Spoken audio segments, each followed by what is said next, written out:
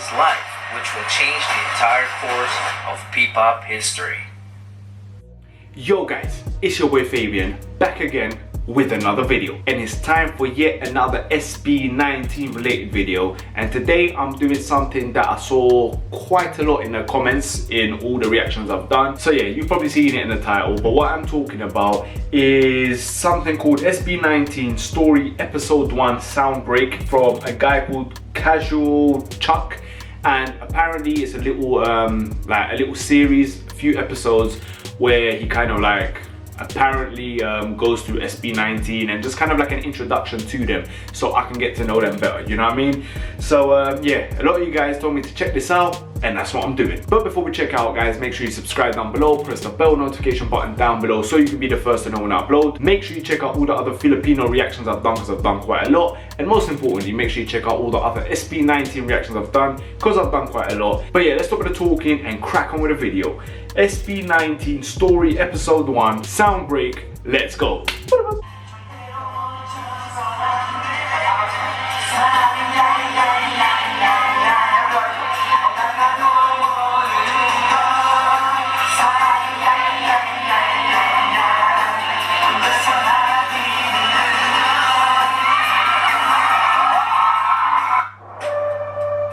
This is called Triple, a group of talented performers and comedians from Korea you've probably never heard of. They were formed back in 1994 when the word K-pop hasn't even been invented. In 2002, one of the members made the biggest mistake of his life, which will change the entire course of P-pop history. Do you remember this song?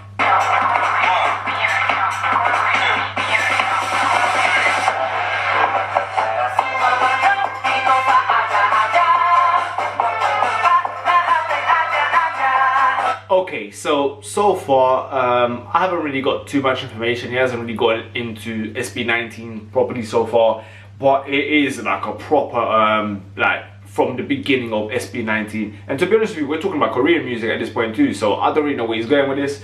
But listen, you guys told me to check out, and what the people told me to do, I'll do one here. So yeah, let's see where this goes.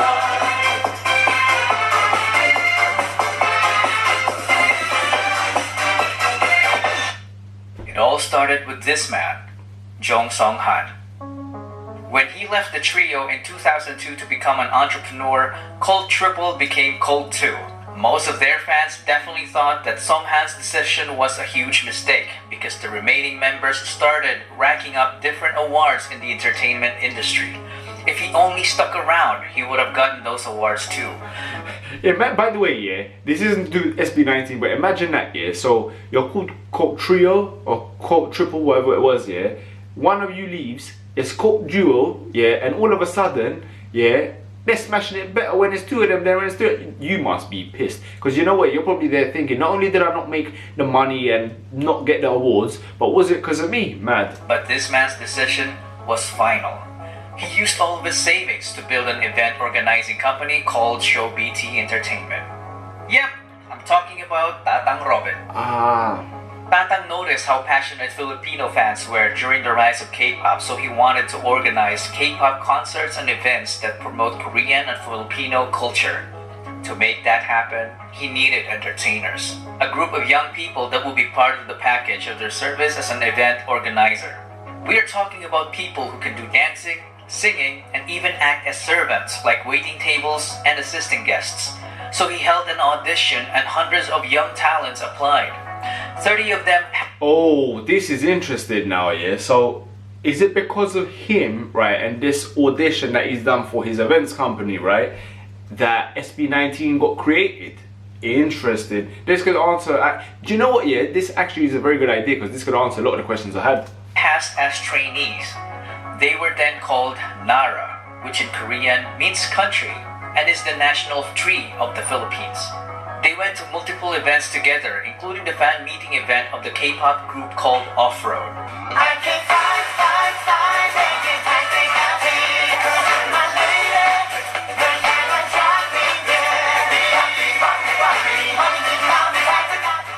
After numerous events, Tatang Robin saw something special when it comes to Filipino talent.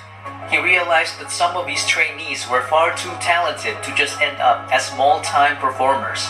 So he decided to launch the first P-pop boy group that underwent strict Korean-type training. Out of the 30 trainees, only few have made it. Jan Paulo Nace. Okay, so it seems as if now we're getting the introduction into SB19, yeah? And that's interesting, yeah, that he's talking about that kind of like K-pop influence into the Filipino music industry, that kind of crossover. So that's interesting. But here we got John. Jan Paulo Nace. John. He always wanted to be a performer. As a young dreamer, he joined several competitions as a soloist and also a member of the K-pop dance cover group called PHP. As a trainee, he was the guy who shows up early and leaves late despite juggling a full-time job as a data analyst to provide for his family. He was the first one selected due to his undeniable diligence and leadership qualities. He is known to have critically acclaimed songwriting ability, a badass rapper, and was often dubbed as a genius, but he consistently denied it because he claimed to be just a hard worker. This made him the destined leader of the group. He debuted with the name Sejun, but later changed his name to Pablo. Now that the methodical leader is chosen, they needed more members. So Pablo is the leader, and to be honest with you, I did mention it in one of my reactions that I felt like he kind of was the leader.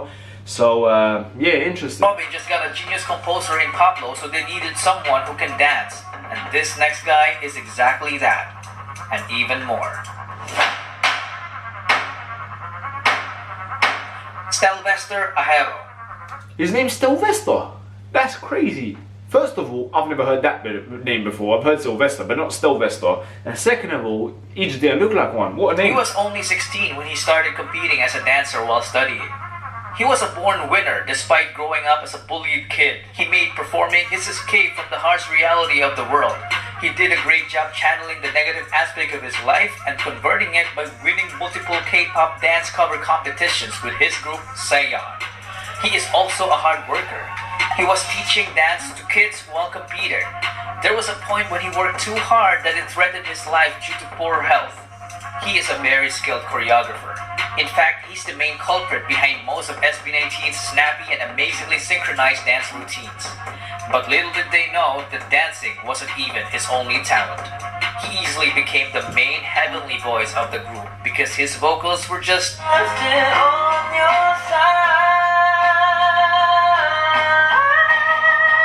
Can I just say here, like, I don't know what you guys think, let me know in the comments below, but is there something very Michael Jackson about his voice? Like, let me know in the comments below. But I've thought that before, but here, like, just hearing this little clip here, there's something very Michael Jackson about his voice. Interesting. Out of this world. He debuted as Stell, the main vocalist, the lead dancer, and choreographer of the group. Stell. Josh Cullen Santos became homeless at the age of 16, and it was his decision.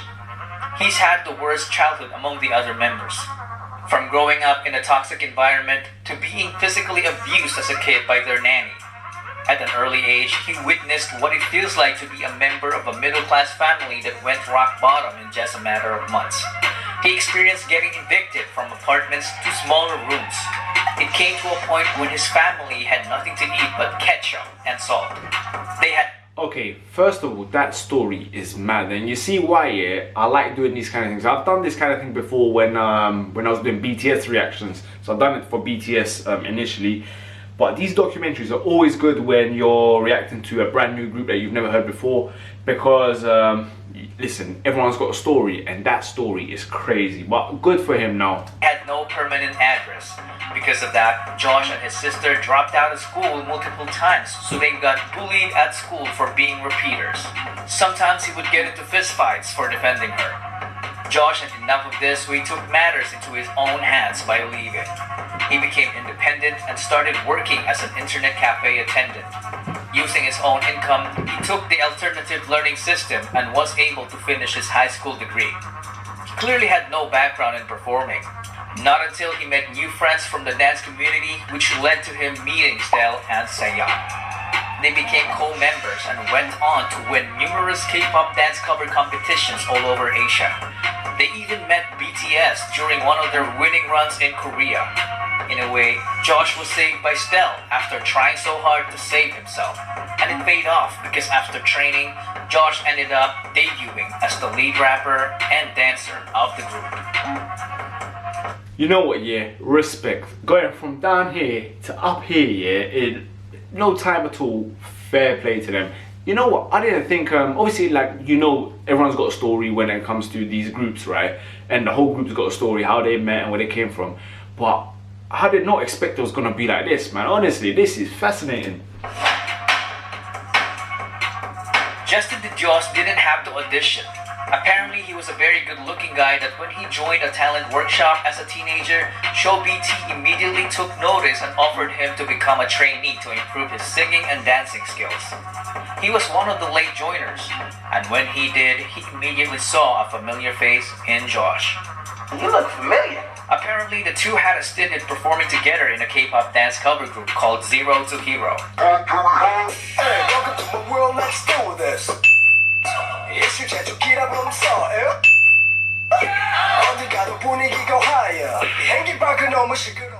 So Justin as well wasn't new in the world of performing.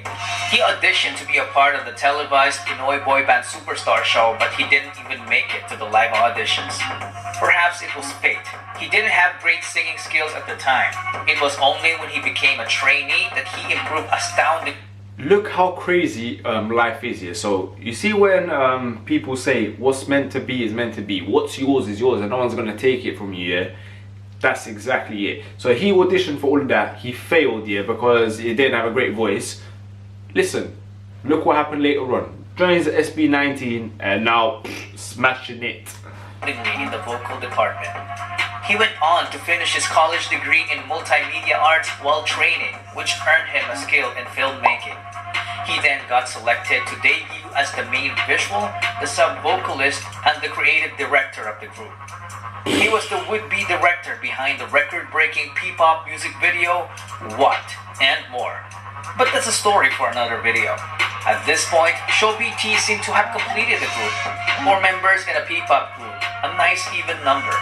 2 rappers and 2 vocalists. They were perfectly balanced, but they felt like something was missing. Perhaps someone was missing. Someone who could take this already great group of guys and push them to achieve the next level, the extraordinary level.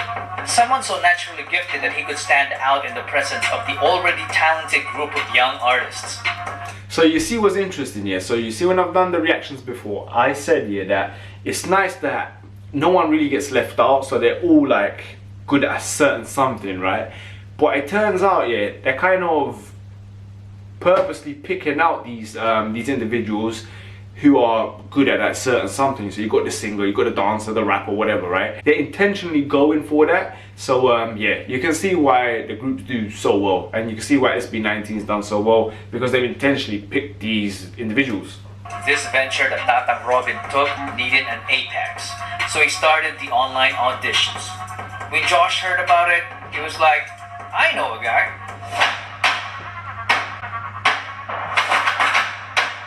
Felip Jansuson is such a specimen. He was so naturally gifted that excelling in sports looked like a walk in the park for him. He grew up in the church under the care of his grandparents. He was an artistic kid, so he was active as an editorial cartoonist in school. Nobody taught him to play musical instruments. He taught himself by just listening to the music, so he ended up becoming a southpaw guitarist, but he later fixed it as he learned more. He didn't even know that he could dance until he was forced to in order to get good grades during their school intrams. Do you know how crazy that is?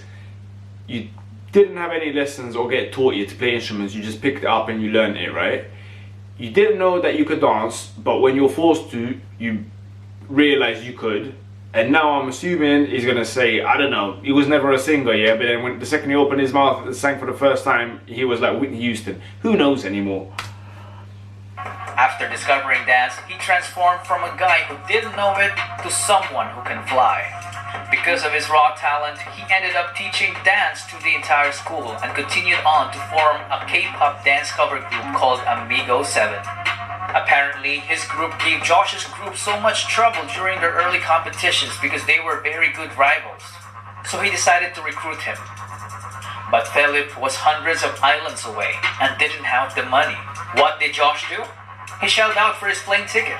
With nothing else to lose, Felip went and left his previous life in the countryside. He then trained with the boys and officially debuted with them as Ken, the main dancer, the bass vocalist, and the lead rapper of the group. One thing to note is that they were an unlikely bunch because they wouldn't have met each other if Tatang Robin stayed with him. You know what though?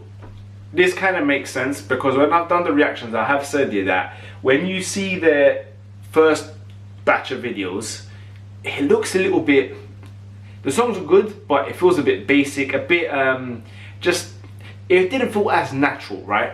It felt a bit like they were just getting used to each other. Now if you see them, it seemed like a proper group, and now it makes sense because they all just got picked from different places. So yeah, that's why. His already successful group in Korea.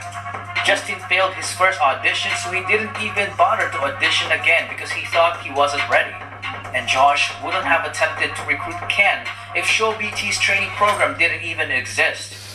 And that, ladies and gentlemen, is the butterfly effect. When a small and seemingly insignificant occurrence has a rippling effect through time, leading to a consequential event sometime long after the initial event, or as Google would put it, a phenomenon whereby a minute localized change in a complex system can have a large effects elsewhere. Yeah.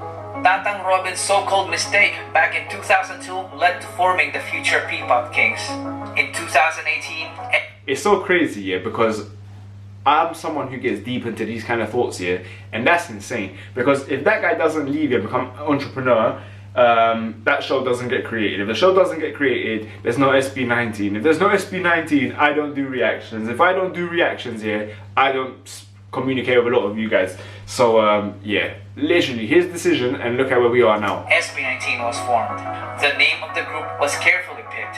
The number 19 is the sum of Korea and the Philippines area code digits 82 and 63. So 8 plus 2 plus 6 plus 3 is 19. SB doesn't only mean ShowBT. It is all about their ultimate goal for Pinoy sound to break into the music industry, which is fearlessly represented by this phrase: Soundbreak. So SB19 stands for ShowBT, and then the area code of Korea and Philippines. That is crazy, honestly. I would never have known that. Okay guys, that's it for episode 1, and listen, that was a very interesting video, very fascinating. We got the introduction into how SB19 came about, introduction into all the members. But yeah, I really enjoyed it. I hope you guys enjoyed it too. Keep an eye out because I will be reacting to episode 2 as well. So thanks for everyone who told me to check this out because I really enjoyed it. But yeah, I'm gonna wrap things up there guys. So thanks for watching. Make sure you like, share, subscribe, comment below some more suggestions. I'll try to check out for you guys always. But I'm gonna have to love you and leave you. So thanks for watching. Keep yourself safe out there. Have a good day. Have a good evening. And until next time guys, I hope you have a good one.